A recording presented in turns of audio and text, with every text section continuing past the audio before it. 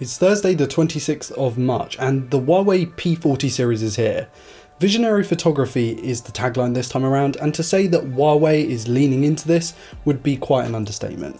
We're treated to 3 devices this time around, the P40, the P40 Pro and the P40 Pro Plus. But before we go hands-on with the P40 Pro, I want to dive straight into the specs because there is quite a lot that differentiates the 3 devices.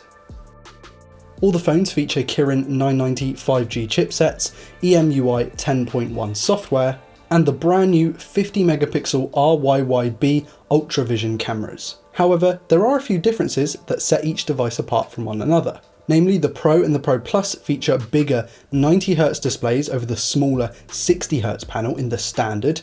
The same also goes for faster charging, bigger batteries, and IP68 ratings in the P40 Pro and Pro Plus instead of IP53 in the regular P40. There are also very different camera systems in each phone.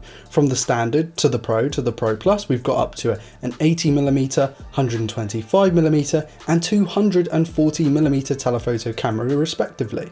And the Pro Plus gets 12GB of RAM instead of the 8GB found in the other 2 models. Huawei's focus for the P40 series is visionary photography, and with a spec sheet like this, that's no surprise. The P40 Pro comes with a 50 megapixel main camera, a 40 megapixel ultra-wide camera, a 12 megapixel 5x optical periscope zoom camera, and a time of flight sensor for better depth mapping. The firm is certainly no stranger to breaking the mold, and they are going bigger and better this time around, quite literally. The 50 megapixel RYYB Ultra Vision main camera that features on all 3 P40 models has the world's largest smartphone camera sensor. Specifically a 1/1.28 inch absolute unit. For context, here's Samsung's 1/1.33 inch, which is found in the S20 Ultra, and Oppo's 1/1.43 inch, which is found in the Find X2. Oh, and for good measure, here's Huawei's 1/1.7 inch outgoing standard wide-angle camera found in the likes of the Mate 30 Pro.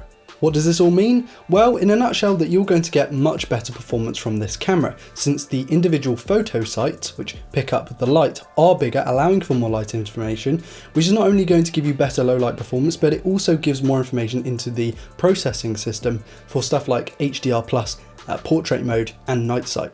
The sensor is still using Huawei's RYYB Bayer filter, which essentially means that the yellow pixels can pick up more light information, which enables a better image. However, it also pixel bins just like last time, only this time, instead of going down to 10 megapixel output files from a 40 megapixel main sensor, it's going from 50 to 12.5. It's still binning 4:1, it's just a slightly larger output image.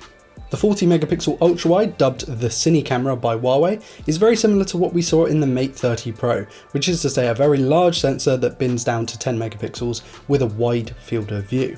And it's all housed in this elongated stovetop design that's an extension of the narrower camera bump that we saw last year. Around the front, in the punch hole, there is a 32 megapixel selfie camera that supports autofocus in both the Pro and the Pro Plus, as well as Ultra HD video recording. The P40 Pro model that I have here sports a much nicer and more premium design than we've seen from Huawei phones in the past. There are slight curves on all 4 edges of the screen, making it feel like water on the brink of breaking surface tension. This and the standard versions have glass on the back, whereas the Pro Plus features ceramic, a more expensive and luxurious material.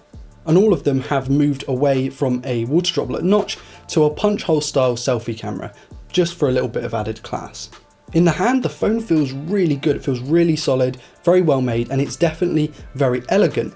It's just a shame about those mismatching corner pieces to the bezel, where the radius of the screen curve doesn't actually match the radius of the curve in the chassis, so you kind of get little pointy extra bits, and I'll try and do my best to make this look decent on video, but it's kind of hard to notice unless you've got the thing in your hand. The keen-eyed among you may have noticed that the Pro and the Pro Plus support 90Hz displays, which is a first on a flagship level Huawei phone. This makes the phone feel more up to date than previous efforts, although it's going to have to be really good to compete with Samsung's and Oppo's 120Hz screens. There's also a point to be made about resolution. These things are running wide Full HD displays as opposed to wide Quad HD displays. That means that on paper, these phones' displays are at a significant disadvantage compared to the other flagships on the market right now. My first impressions are that the screen, well, it's vibrant, it's bright, It's got good color accuracy and it does seem to have spectacular viewing angles, but we'll run a full suite of tests and get back to you with the full verdict in the full review coming up later. Huawei's Kirin 990 chipset makes an appearance here in its 5G flavour. This is the same chip that can be found in the Mate 30 Pro 5G. This also follows the trend where Huawei tends to put its brand new chipset in the Mate series, which is then used in the next year's P series. So the 990 from the P40 Pro was first introduced in the Mate 30 Pro.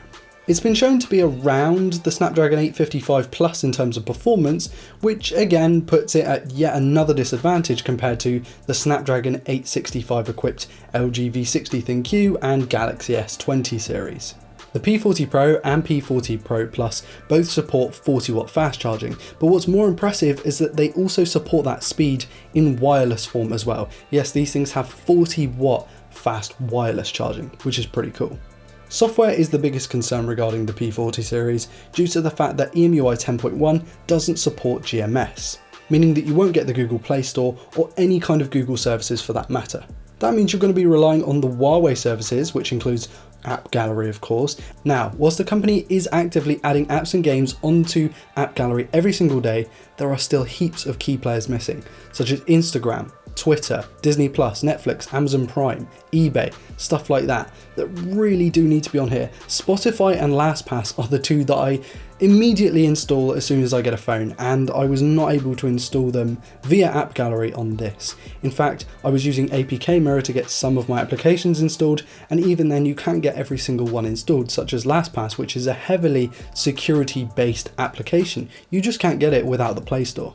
So the rest of my first thoughts of this thing: 1, the fingerprint scanner, which Huawei claims is 30% bigger and 30% faster, is definitely a massive improvement over what we saw with the P30 Pro. This thing just registers my fingerprint way more often and quicker at the same time. I'm really not sold on the corners of this smartphone. The curved edges, kind of cool, but the fact that the edges of the screen don't go to the edges of the device is really putting me off, and it's something that I just can't get over. The camera though feels very familiar, feels just like the P30 Pro, which is to say a very good camera, and the thing about loading the apps onto this smartphone is something that's going to bug me throughout the entire review process. As of recording this video, pricing and availability just isn't available to us right now, so I'm going to leave a link in the description to androidauthority.com to go to the website to check out the latest information as it gets released. With all that said and done, thanks for watching this video. Please do subscribe to stay tuned and check out the new reviews when they become available for the P40 Pro and the P40 Pro Plus. Also, whilst you're down there, click like and comment letting us know what you think of the P40 series. I've been Ryan Thomas from Android Authority, and I'll see you later. Peace.